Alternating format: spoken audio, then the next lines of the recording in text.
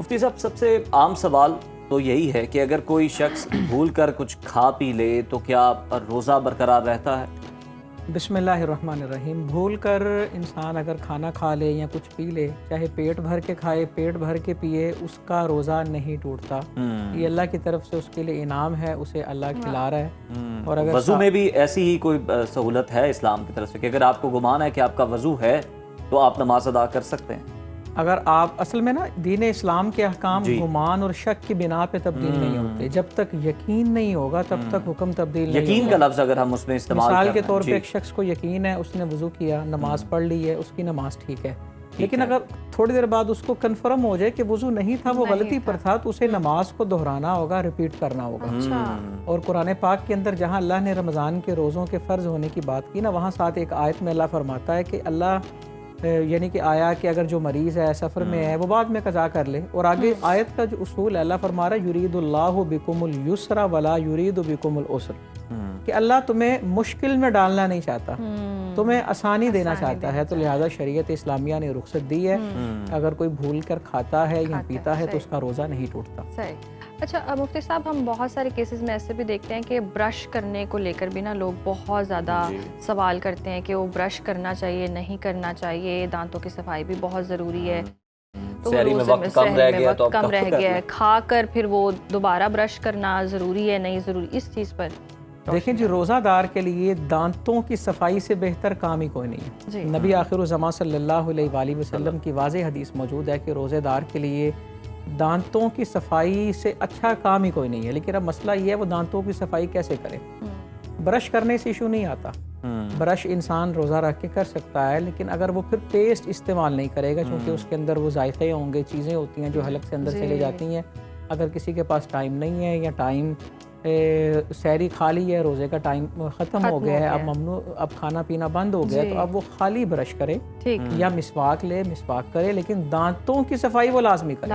اور دانتوں کی صفائی از حد ضرور ہے۔ کچھ لوگ یہ سمجھتے ہیں کہ افطار کے وقت منہ کی بو اللہ کو بڑی پسند ہے، نو ڈاؤٹ اللہ کو پسند ہے، لیکن اس کا مطلب یہ نہیں ہے کہ بندہ بدبودار رہنا شروع کر دے۔ دسترخوان پہ ساتھ والے کو بھی پسند آ رہی ہے۔ یہ وہ بو ہے جو جس پر انسان کا اختیار نہیں، جو کیوں آتی ہے حدیث سمجھیں پورا، وہاں فرمایا گیا معدہ خالی ہونے کی وجہ سے جو منہ سے آ رہی ہے، وہ بو نہیں پسند جو دانتوں کی صفائی نہیں کی تو منہ سے آ رہی ہے، وہ اللہ ہرگز پسند نہیں کرتا، کیونکہ اللہ خوبصورت ہے اور اس کے ہاں معیار بھی خوبصورت ہے۔ روزے کی حالت میں اگر کرنا ہے آپ نے دانتوں کی صفائی کے لیے تو مسواک سے بہتر کوئی آپشن؟ سمپل برش کر لیں، مسواک بہترین چیز ہے، بالکل ایسے بہترین چیز ہے۔ اچھا، ایک اور یہ مسئلہ بھی ہم دیکھتے ہیں کہ جن کو دمہ کا مسئلہ ہو، سانس لینے میں ان کو دشواری ہوتی ہے، تو وہ انہیلر استعمال کر سکتے ہیں روزے کے؟ اچھا، اس میں دیکھا یہ جائے گا کہ اس کو مسئلہ کس نوعیت کا ہے۔ اگر بہت زیادہ شدید مسئلہ ہے، ظاہر ہے انہیلر تو استعمال کرنے کی روزے میں اجازت نہیں ہے، روزہ ٹوٹ جائے گا، لیکن ایسا شخص روزہ توڑ دے، صحت بچانا ضروری ہے، وہ بعد میں پھر اس کی قضا کرے۔ اور اگر اس کو مسئلہ اس طرح کا ہے کہ وہ کبھی قضا کر ہی نہیں سکتا، دائمی مریض ہو گیا ہے، پھر اس کے لیے بھی قرآن نے اصول دیا، وہ فدیہ ادا کرے اپنے روزے کا، وہ فدیہ ادا کرے گا تو وہ اس کے روزے کا بدل ہو جائے گا۔ لیکن سب سے پہلے اپنے جو ڈاکٹر ہوں گے، فزیشین ہوں گے، ان سے مشورہ کیا جائے، وہ رپورٹس دیکھ کے بتائے گا کہ یہ روزہ رکھ سکتا ہے کہ نہیں۔ بعض لوگ ایسے ہوتے ہیں کہ مثال کے طور پہ وہ 12 گھنٹے کا روزہ نہیں رکھ سکتے، وہ موسم جب چینج ہوگا 10 گھنٹے کا ہو جائے گا تب رکھ سکتے ہیں، پھر وہ دن تبدیل کریں گے، انہیں کہا جاتا ہے قضا کرنا۔ اور کچھ لوگ ایسے ہی ہیں، ان کی بیماری کا تقاضا یہ ہے کہ وہ کبھی قضا بھی نہیں کر پائیں گے، پھر ان کے لیے شریعت نے فدیے کا حکم دیا ہے کہ وہ فدیہ ادا کرے، روزہ رکھ کے، تکلیف اٹھا کے، ایمبولینس سے ادھر جا کے، خواہ مخواہ اس طرح کی مشقت اللہ کو ہرگز پسند نہیں، اور نہ ہی اللہ کا یہ حکم ہے۔ مفتی صاحب، کیا ہر قسم کا جو انجیکشن ہے، کچھ لوگ وہ کمزوری کی حالت میں وہ لگاتے ہیں، طاقت کا انجیکشن بھی لگا دیتے ہیں، یا کوئی اور بھی انجیکشن ہے یا ڈرپ لگائی جاتی ہے، اس سے روزہ ٹوٹ جاتا ہے یا ان کے درمیان بھی کوئی فرق موجود ہے؟ انجیکشن سے، ڈرپ سے روزہ نہیں ٹوٹتا، چاہے وہ وینز میں لگے، چاہے وہ آپ کو توانائی دے رہا ہے۔ میں اس کی طرف آتا ہوں۔ جی، ظاہر ہے انجیکشن کی توانائی تو ہوگی، انجیکشن کا اثر تو ہوگا۔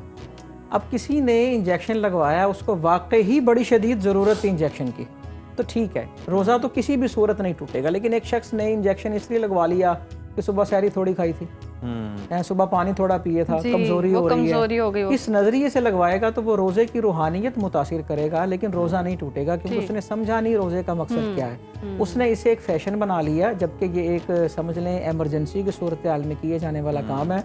ये इसलिए नहीं, कुछ लोग ये भी तो शो करते हैं ना कि मैं लगवा सकता था तो मैंने लगवा लिया। तो इस तरह के नज़रियात शो ऑफ के अंदर जो आने वाली होती हैं चीज़ें, ये मुनासिब नहीं होती। रोज़े की रूहानियत जो है इससे मुतासिर हो जाती है। तो मुफ्ती साहब, जो इंसुलिन पे हैं, जो शुगर पेशेंट है, रोज़ा भी रख रहे हैं और इंसुलिन भी लगानी है उनको डेली, तो उनकी डोज देखिए इंसुलिन ली जा सकती है रोज़े में, इसमें भी कोई हर्ज नहीं, लेकिन बात फिर वही है कि शुगर किस लेवल की है। उनका डॉक्टर अगर उन्हें ये सजेस्ट करता है कि अभी उनके लिए रोज़ा रखना जो है वो सेहत ख़राब हो सकती है, तो फिर वो फ़िलहाल रोज़ा नहीं रखेंगे, क्योंकि जान को बचाना अज़हद ज़रूरी है।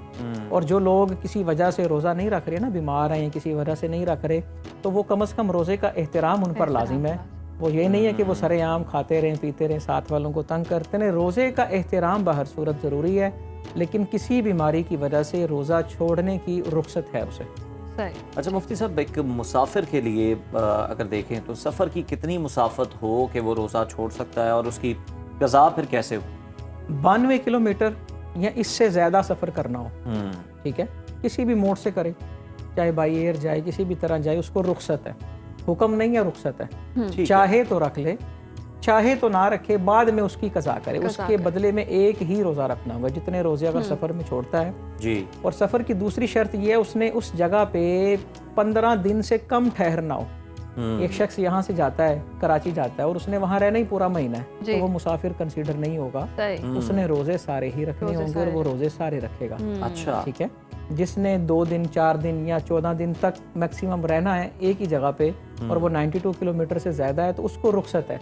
अगर वो चाहे तो रोज़ा ना रखे, गुनाह नहीं है, बाद में वो उसकी कज़ा करे। लेकिन अगर वो रख सकता है, सफ़र आसान है, तबीयत सेहत का कोई इशू नहीं है, तो उसको रखना ही बेहतर है। असीमत यही है कि अब तो सफ़र भी आसान है। ये कमाते जब मुश्किल था सफ़र, लोग ऊँटों पे करते थे, अब तो हर सफ़र ही आरामदेह, सहूलत वाला। अब सफ़र करना ही बड़ा मुश्किल है, अंग्रेज़ी वाला सफ़र करना मुश्किल है।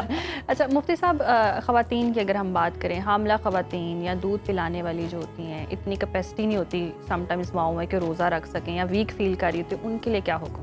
देखिए, उन्हें भी शरीयत इस्लामिया ये हुक्म देता है आसानी का, क्योंकि आसानी का ही अल्लाह ने इरादा किया। उनके लिए भी यही है कि जब मुद्दत उनकी गुजर जाए, अगर उनकी सेहत मुतासिर होती है, डॉक्टर कहते हैं, तो वो मुद्दत गुजरने के बाद अपने रोज़े जो हैं वो बाकी रखें। ये ना हो कि रोज़े के चक्कर में ख़ुद मुतासिर हो जाए, या होने वाला बच्चा मुतासिर हो जाए, या दूध मुतासिर हो जिसकी वजह से बच्चे की ग़ज़ा का अहतमाम जो है वो किल्लत का शिकार हो जाए, उसके अंदर मामला ख़राब हो जाए। तो दीन इस्लाम इस तरह के लोगों को रुख्सत देता है, इस तरह की ख़वातीन को, वो बाद में अपने इन रोज़ों की क़ज़ा कर सकती हैं। अच्छा बहराम साहब, अगर कोई शख्स शदीद बीमारी में या बुढ़ापे की वजह से रोज़ा रखने के काबिल ना हो, तो उसका कफ़ारा क्या होता है? देखिए, इसको फिदिया कहते हैं। इसका फिदिया होता है। कफ़ारा होता है जिसने कसदन रोज़ा जान तोड़ा। कफ़ारे का मतलब होता है सज़ा, ठीक है, जो पेनल्टी उस पर आई है, और फिदिया होता है उसके बदले में जो है। अच्छा, जो बंदा रोज़ा नहीं रख सकता, शरीर बीमार है, उसका फिदिया जो है एक रोज़े का कम अज़ कम फिदिया एक फितराने के बराबर होता है। यानी कि अभी जो फितरानी के ऐलान हुए हैं वो कम से कम 300 रुपये जी। फिर कुछ लोगों का फितराना 1100 रुपया भी बनता है, किसी का 5000 भी बनता है, किसी का 6000 भी बनता है। हर शख्स ये देखे कि वो कौन सी खुराक इस्तेमाल कर रहा है, कौन सी खजूरें खा रहा है। घर में तो आती हूँ अजवा और मबरूम जो 5000 रुपये किलो है, और वो फितराना अदा करे उस खजूर का जो 5000 की 10 किलो है, तो ये गैर मुनासिब बात होगी।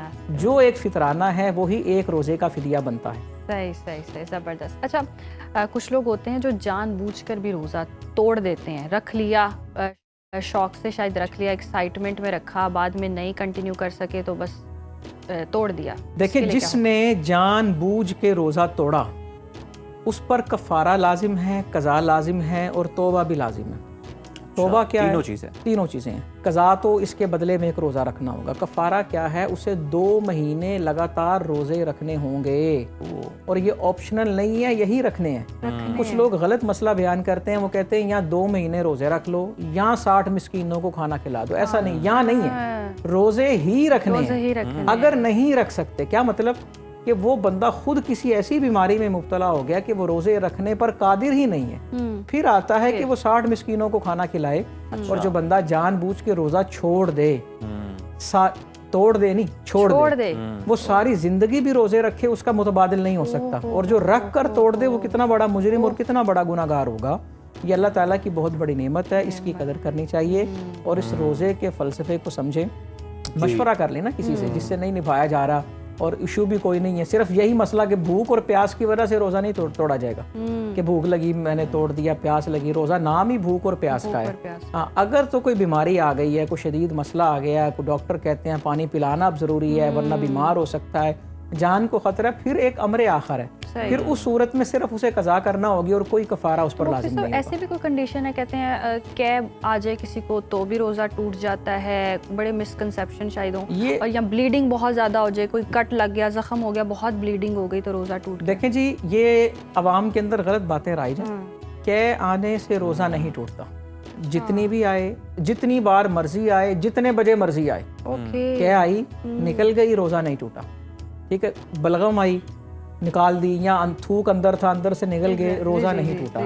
اور خون دینے سے، خون نکلنے سے نہیں روکتا، احادیث سے یہ بات ثابت ہے کہ روزہ رکھ کے حجامہ کروایا جاتا تھا، کپنگ تھراپی، اس میں نکلتا ہی خون ہے۔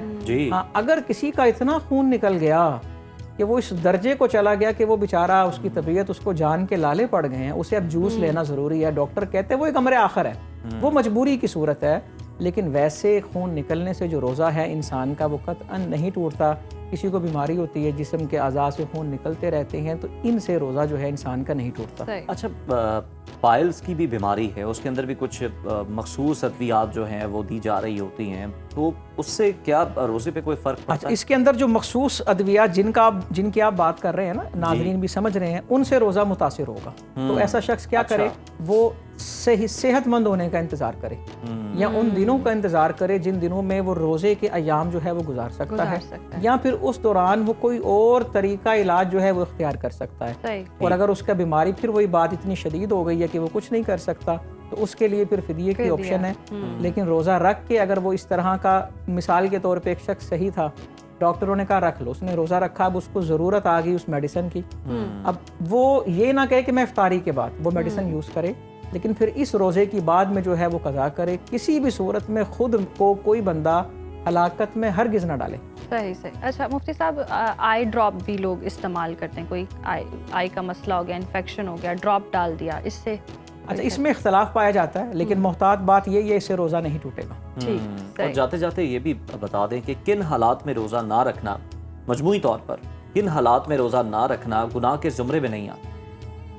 اچھا، کن حالات میں روزہ نہ رکھنا، اس کی وجہ یہی ہے کہ انسان اگر روزہ رکھے تو صحت کے خراب ہونے کا یا جان سے جانے کا اندیشہ ہے، وہ روزہ نہیں رکھے گا تو گناہ نہیں ہے۔ انسان ان وجوہ کی بنا پر روزہ چھوڑے جس میں شریعت نے رخصت دی ہے تو وہ گناہ گار نہیں ہوگا، اور ایسے شخص پر کوئی ملامت بھی نہیں کرے گا۔ ایک شخص اگر سفر میں اس نے روزہ چھوڑا ہے اور اگر اسے کوئی کہتا ہے ہٹے کٹے اور رکھ لیتے، تو اسے ہٹا کٹا کہنے والا گناہ گار ہے۔ جب شریعت نے اسے الاؤ کر دیا ہے، رخصت دے دی ہے، تو پھر کسی کو نیک بننے کی ضرورت ہی نہیں، نیک دکھنے کی ضرورت۔ جاتے جاتے کچھ ایسے لوگ بھی ہیں، اللہ معاف کرے، کچھ میرے سامنے سے ایسے کچھ لوگ گزرے کہ جو اسموکنگ کر لیتے ہیں، روزہ رکھ کے روزہ ٹوٹ جائے گا۔ اور افطاری میں بھی بڑا ثواب کی نیت سے ایک دوسرے کو اسموکنگ کروا رہے ہوتے ہیں کہ اور افطاری اور سحری کے فوراً بعد جو ہے وہ کام کر رہے ہیں۔ یہ چونکہ مضر صحت ہے، کسی بھی چیز کی جو کثرت ہوتی ہے، برائی کے کاموں میں معاونت نہیں کرنی چاہیے۔ افطاری اور سحری تو دور کی بات ہے، بڑی ایک سمجھ رہے نارمل ہے، مسجد کے اندر اعتکاف میں بیٹھ کے